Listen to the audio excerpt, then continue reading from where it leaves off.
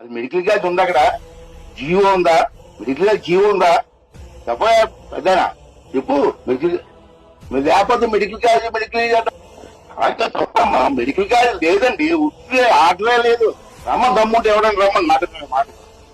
ఈ నర్సీపట్నానికి సంబంధించి సీనియర్ నాయకుడిగా ఉన్న ఒక ఎమ్మెల్యే, స్పీకర్ పదవిలో ఉన్న ఈ ఎమ్మెల్యే కూడా చంద్రబాబు నాయుడు గారి మాదిరిగానే తప్పుడు మాటలు మాట్లాడుతూ అబద్దాలు చెబుతూ తాను కూడా చంద్రబాబు నాయుడు గారి కన్నా 4 ఆకులు తక్కువేమి కాదు అని చెప్పి రుజువు చేసుకుంటా ఉన్నాడు.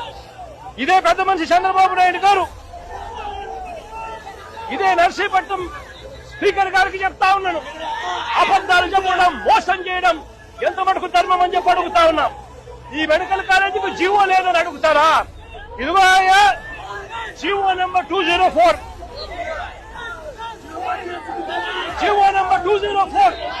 మరి జీవో లేదు అని చెప్పినందుకు, స్పీకర్ పదవిలో ఉండి అబద్దాలు చెప్పినందుకు నీ పదవికి నువ్వు అర్హుడివే అని చెప్పి ఆలోచన చేసుకోమని చెప్పి చెప్తా ఉన్నా. ఇదే స్పీకర్ కు తప్పుడు మాటలు చెప్తూ ప్రజలను తప్పుడు దోవ పట్టించే కార్యక్రమంలో చంద్రబాబు నాయుడు గారితో పాటు చేతులు కలిపినందుకు స్పీకర్ కూడా తల దించుకోవాలి అని చెప్పి చెప్తా ఉన్నా.